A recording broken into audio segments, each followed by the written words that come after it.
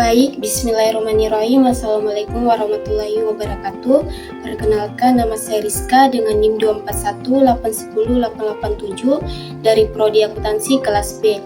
Nah, pada kesempatan kali ini saya ingin menjelaskan materi kedua terkait pembubaran persekutuan. Nah, langsung saja, apa sih persekutuan itu? Nah, persekutuan itu adalah bentuk usaha yang dibentuk oleh dua orang atau lebih yang bersepakat untuk menggabungkan modal, keahlian, serta sumber daya lainnya dalam rangka menjalankan kegiatan usaha dan memperoleh keuntungan. Dalam persekutuan itu sendiri, setiap sekutu itu memiliki hak atas laba dan kewajiban atas kerugian sesuai dengan perjanjian yang telah mereka sepakati. Nah, kelebihannya persekutuan dibanding perusahaan perseorangan itu adalah adanya pembagian risiko, nah peningkatan kapasitas modal, serta kombinasi keahlian antar suku. Namun kelemahannya itu adalah kayak pembagian laba yang harus dibagi serta potensi konflik antar suku. Nah, contohnya itu kayak persekutuan modern adalah PT Bank Syariah, hasil merger dari BRI Syariah, Mandiri Syariah, dan BNI Syariah. Nah, adapun selanjutnya adalah jenis-jenis persekutuan. Yang pertama adalah persekutuan terbatas, yaitu terdiri dari sekutu aktif, yang dimana sekutu aktif itu bertanggung jawab penuh atas pengelolaan dan kewajiban usaha. Sedangkan sekutu pasif itu dia hanya menyetorkan modal dan tidak terlibat dalam manajemen. Yang kedua itu persekutuan dengan kewajiban terbatas atau LLP. Nah, dalam LP ini sendiri tanggung jawabnya setiap sekutu itu terbatas pada tindakan masing-masing. Artinya kesalahan satu sekutu itu tidak membebani sekutu lainnya. Bentuk umumnya ini adalah firma profesional seperti akuntan publik dan konsultan hukum. Yang ketiga itu adalah limited liability partnership atau LLP. Nah, merupakan pengembangan dari LP dan LLP, di mana sekutu itu memperoleh perlindungan ganda, yaitu tidak bertanggung jawab atas kesalahan sekutu lain di luar batas kewajiban bisnisnya.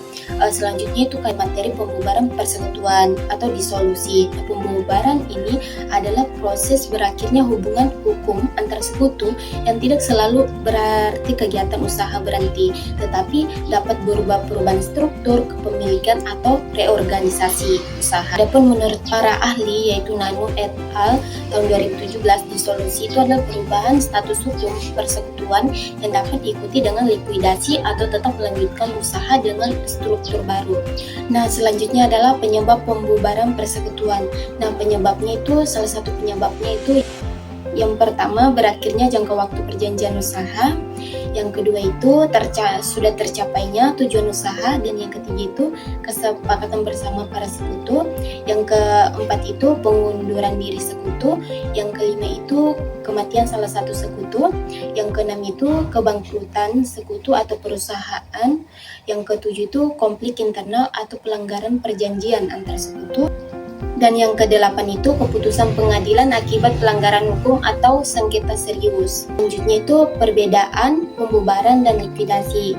Nah, pembubaran atau disolusi itu merupakan perubahan struktur persekutuan, bisa masih berlanjut dengan bentuk baru. Sedangkan likuidasi itu proses penghentian total usaha dengan menjual seluruh aset dan menyelesaikan semua kewajiban bagi pihak luar.